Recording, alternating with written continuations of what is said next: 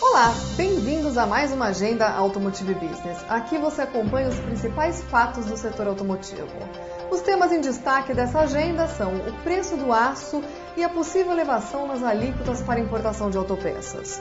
Esses foram um dos principais assuntos em debate no Fórum da Indústria Automobilística que promovemos nesta segunda-feira, dia 12 de abril, no Hotel Sheraton WTC em São Paulo. O evento atraiu um público extraordinário para debater as principais questões que agitam a cadeia de produção. Vamos falar também nesta edição sobre as compras das montadoras, os planos da Chery no Brasil, os veículos elétricos em São Paulo, dos novos motores da FPT e do reforço nos investimentos da Ford. Otávio de Barros, diretor de Pesquisas e Estudos Econômicos do Bradesco, disse no Fórum da Indústria Automobilística que o custo de produção do carro deve subir 7,8% em consequência do avanço nos preços dos insumos como minério de ferro e carvão utilizados na produção do aço. Sérgio Leite, vice-presidente da Usiminas, antecipou que a siderúrgica passará a negociar novas bases para o fornecimento do aço. Nós observamos hoje aqui no Fórum da Indústria Automotiva comentários muito firmes e com apresentação de dados muito consistentes, mostrando que o país vai ter um crescimento esse ano significativo, num patamar de 6%. E o consumo do aço certamente vai acompanhar esse crescimento. Nós vamos ter uma grande recuperação em relação ao ano de 2009, onde nós tivemos uma queda significativa, tá?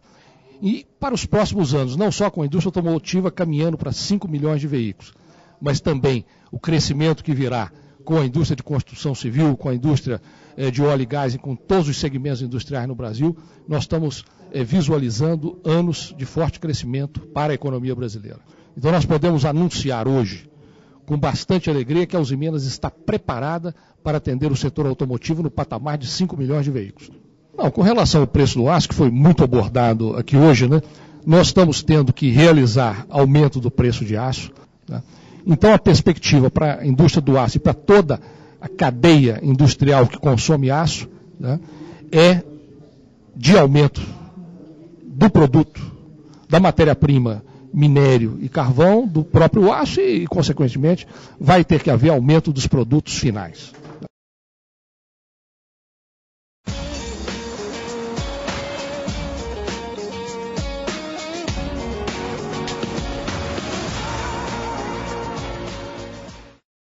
O presidente do Sindipeças, Paulo Buttori, disse que as empresas associadas à entidade já negociam aumentos médios de 12% para o aço. Preços novos estão sendo praticados também pelas distribuidoras do metal. O dirigente reclamou que o setor encontra enormes dificuldades para o repasse dos custos do aço às montadoras. Arnaldo Mestinark, presidente do Sindiforja, explicou que os aumentos do aço reduzem a competitividade das empresas locais junto com a relação cambial e o custo Brasil. Para ele, o efeito é um desestímulo aos investimentos do setor. Diretores de compras das principais montadoras disseram que não é possível antecipar o impacto final do aumento do aço sobre o preço dos carros. Jackson Schneider, presidente da Anfávia, registrou que o repasse será inevitável. Osias Galantini, diretor de compras, disse à Automotive Business que o grupo Fiat vai investir 14 bilhões de reais em compras no Brasil este ano para abastecer a produção de automóveis, caminhões, máquinas agrícolas e motores. Johnny Saldanha, vice-presidente global de supply chain da General Motors, confirmou que a empresa investirá 9 bilhões de reais em 2010. Volkswagen e Ford não revelaram seu volume de compras, mas adiantaram que haverá um avanço de 10% em relação a 2009. João Pimentel, diretor da área da Ford, destacou que o volume de produção deste ano, de 3,4 milhões de veículos, ainda não preocupa a empresa. Ele adverte, porém, que a cadeia deve se preparar para a expansão nos próximos anos. A recente visita ao país do presidente mundial da Ford, Alan Mulally, deixou um saldo positivo. Simpático e acessível, o executivo ganhou pontos em sua popularidade na região e anunciou mais de 500 milhões de dólares em investimentos no país. O dinheiro novo será aplicado na próxima geração do EcoSport em Camaçari, na Bahia, a partir de uma plataforma projetada na Europa. O carro será produzido também para exportação. Em entrevista ao Automotive Business, Marcos de Oliveira mostrou entusiasmo com a evolução dos negócios da Ford e disse que a cadeia de produção da montadora está pronta para novos desafios. Esse ano nós estimamos vendas no Brasil de mais de 3 milhões e 400 mil veículos, uma produção bastante parecida com essa também.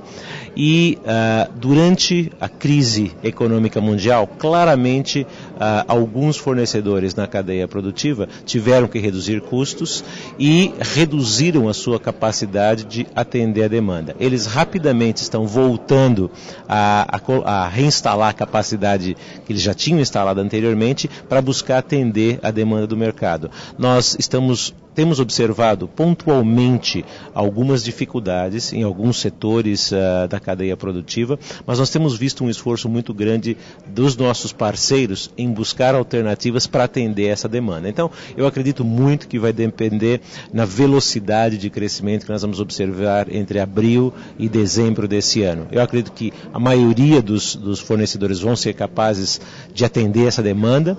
Alguns talvez passem por algumas dificuldades em termos de velocidade de resposta, mas nós acreditamos que temos capacidade suficiente para atender a necessidade do mercado brasileiro. Os primeiros veículos da Chery devem sair da linha de montagem em 2013. O presidente da montadora no país, Luiz Cury, disse ao Automotive Business que anunciará em breve o local da fábrica no país. Ele garantiu que fará encomendas locais para a produção, mas a operação pode iniciar a montagem com peças importadas. A estamparia chegará apenas na segunda etapa do projeto. Nós estamos em pleno desenvolvimento dos estudos finais para a localização dessa fábrica.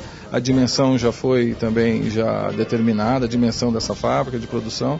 E esperamos aí divulgar isso ainda dentro desse primeiro semestre de 2010 e a fábrica está produzindo já em 2013.